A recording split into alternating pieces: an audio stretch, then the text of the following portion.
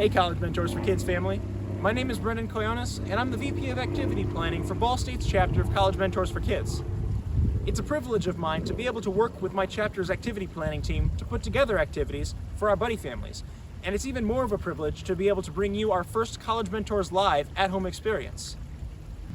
Behind me is our beneficence statue, which we call Benny for short. She stretches her hand out to represent the generosity of the founding Ball family, without whose donations, this university wouldn't have been possible. I'd like to continue that legacy of sharing through these College Mentors Live videos, where we'll be sharing with you some of our favorite parts of campus and the community, which we think you'll find interesting as well. We have 3 locations lined up for you today, the first of which is our map collection in Bracken Library, our main library on campus. This place is home to thousands of different maps made by anywhere from professionals to students at college to kids your age. Let's take a look. I'm Melissa Gentry, and I'm the supervisor of the map collection in Bracken Library. Okay, so what is the map collection? Like, what do you do here? So it is a collection of maps, 140,000 maps, and they check out just like books, and people can use them for anything. Like, we have little ones that you can take with you if you go on a trip, but we also have big ones that people use in classes, in teaching. You can give speeches on different topics, and we have old maps that date back to the 1800s, so you can borrow maps like that. They all check out, so you can take them and use them in classes, or like I said, if you're giving a speech or if you're doing some kind of research. Why do you think maps are important? Like, what's important about maps? Why do we need to have them? For me, I like maps because you can see the message visually. I'm a visual learner, so I would rather see something on a map than read a bunch of text. So I see things, like we printed off the Alaska map, and so you can see how big Alaska is, and so you can just really see it visually. But you can also see maps, like I use maps for English classes all the time, where it will show like where are the most COVID cases, like where are the endangered animals, like where do penguins live, and so you can just see immediately, like the penguin map, they only live in the southern hemisphere. And I never knew that until I looked at that map, and I'm like, oh, they're only in the southern hemisphere. So it's like a visual message that I think is easier to understand. Okay, so like, what are the different things maps can show us? Like, what are their different functions and like the types of maps, maybe? So we have city maps, which I think most people are familiar with. We have maps that show countries, but then we also have fictional maps. Like we have Middle Earth and Game of Thrones. We have a SpongeBob Bikini Bottom map over there. So you can see fictional places. But then we also have like a map that shows where do the most tornadoes happen, where does the most lightning happen, where are there endangered species living. So there's all different kinds of messages on maps. And just the ones that we have hanging on the walls in here, I try to make them all really kind of visually interesting. Some are about history, some are about science, some are about English literature.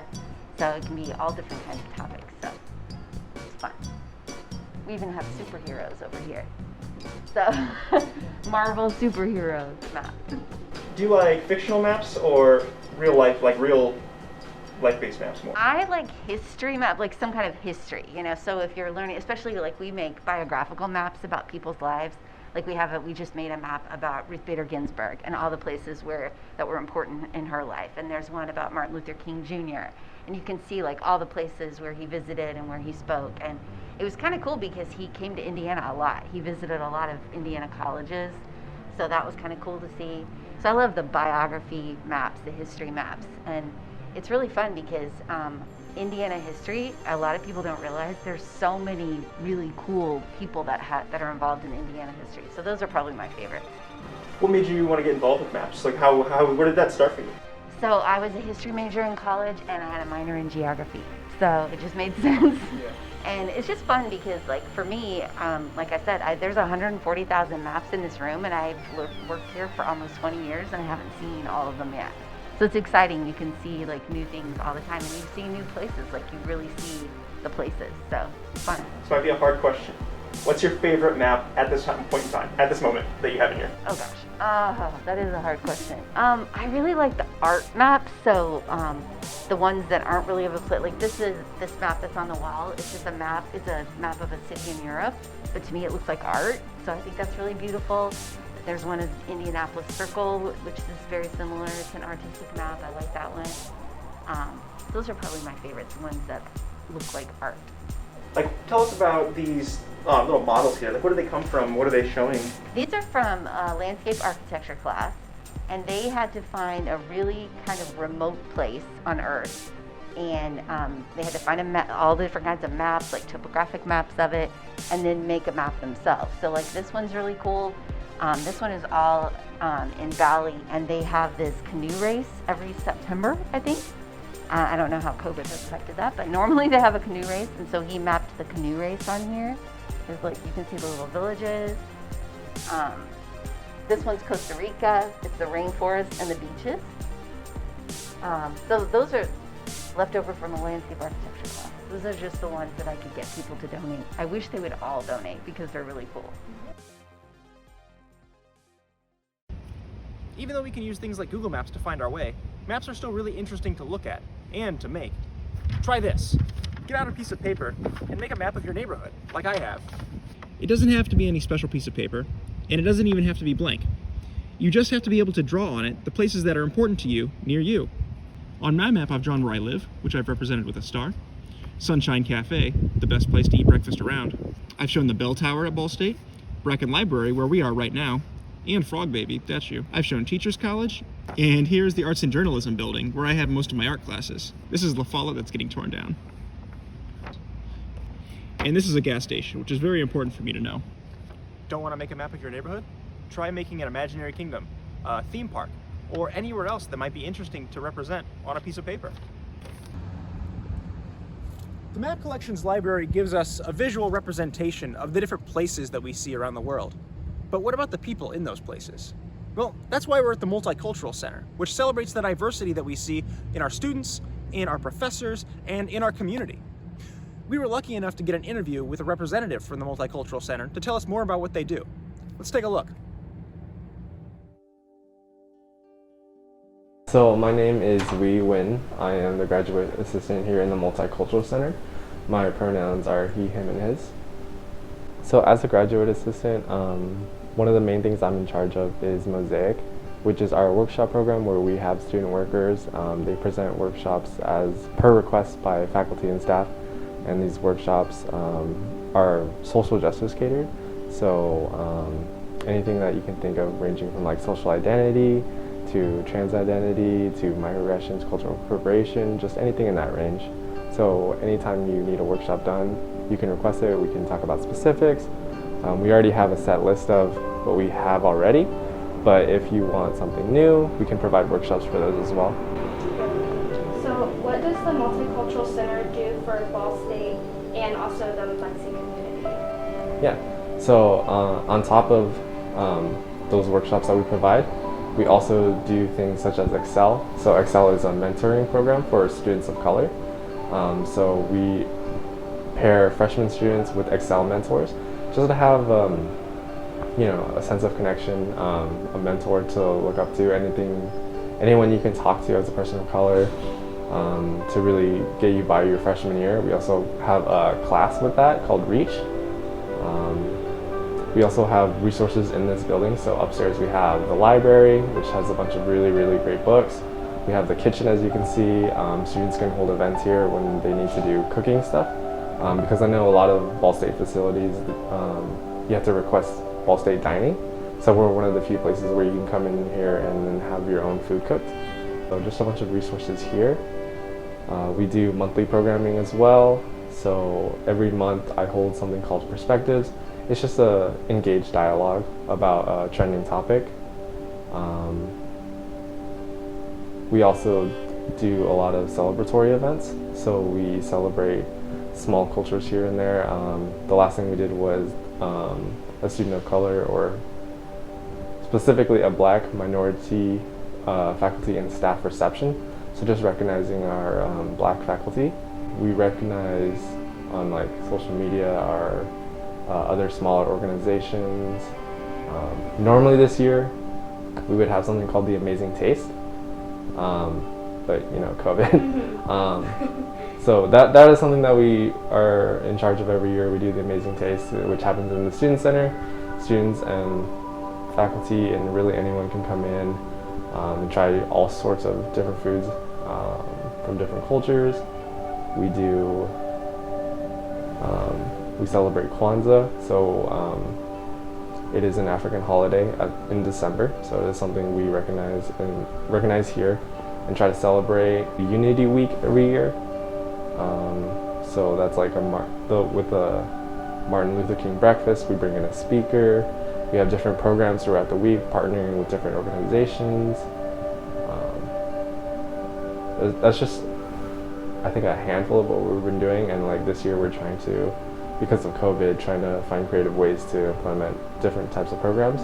And we're getting a new building soon, so that's exciting. That's really exciting. Yeah. And with that, we're trying to come up with different resources that we can bring, different programmings, different events. So How do you involve like the Muncie community? So for our events, we love to bring in anyone in the community that we can, mainly as a speaker.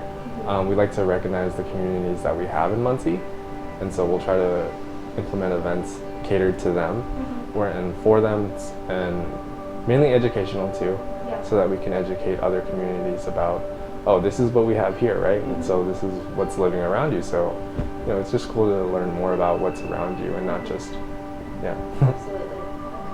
Okay. So why did you become involved in the Multicultural Center? So I am a graduate student in the Student Affairs Higher Administration program, SAHI. It requires an assistantship, and so I interviewed here because I went here for undergrad, and I love Bobby, I love my director. So I really wanted to work under Bobby, and I just have a very strong passion for multiculturalism. I'm all about social justice and diversity, so it was one of the main things that I wanted to get into. So how has your involvement in the Multicultural Center shaped like your college experience, but also your life experience? Or how has it changed sort of your outlook or what you want to do in the future based on your time here? Yeah, I'm definitely more in tune with current climate. So just being more aware of my social surroundings and what's going on and like how people interact with each other, I'm definitely more aware of these interactions.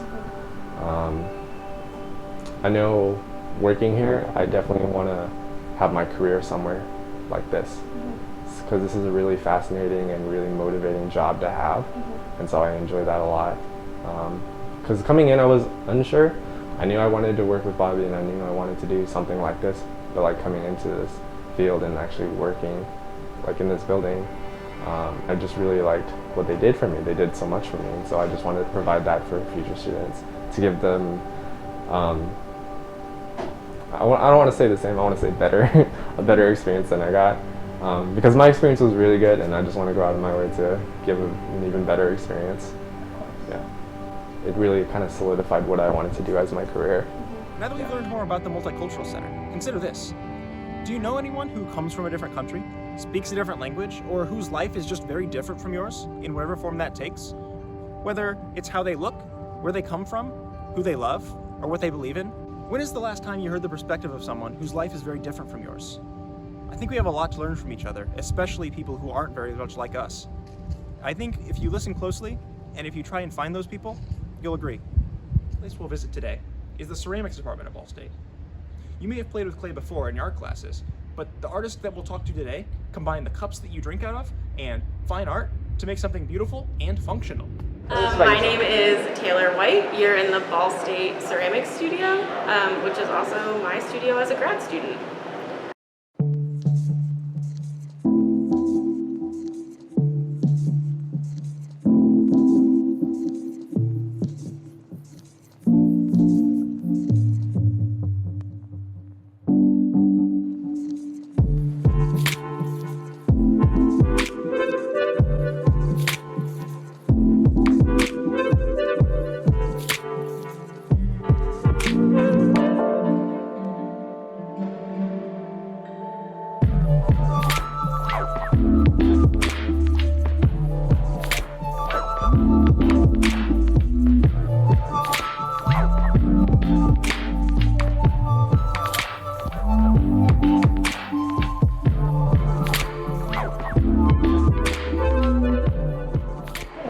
So what do you guys do in the ceramics room? Like, what is ceramics?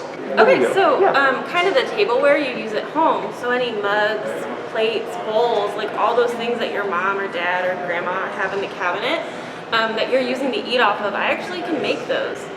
And we make them in a little different of a way, but they could all work in your house too.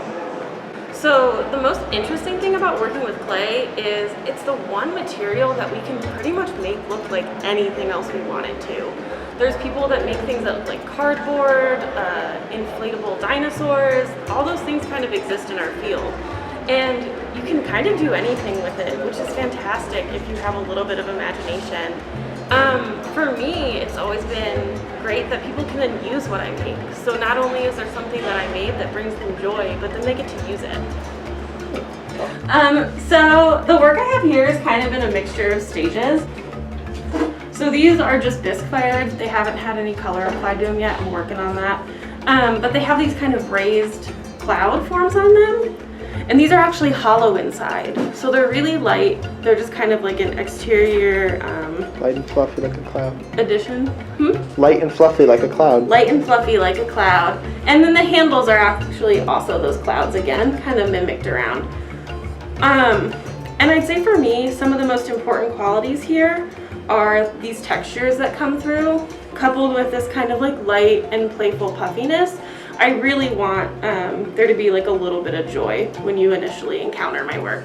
Honestly, my work has kind of been this expression of showing emotion and how I kind of do that. I've been accused of not being super joyful all the time outwardly, despite my green hair and fun glasses. I think that sometimes people think I'm sad. So it kind of became this thing of like having these little elements, like these little popped out raindrops and showing a little bit of sadness, but also kind of mixing them with these really puffy, fun clouds and these kind of rainbows to show that like there is some joy here and it's okay to have that mixture of emotions. It kind of became this idea of like it's okay to be sad and to show people you're sad, but it's also okay to be quietly happy.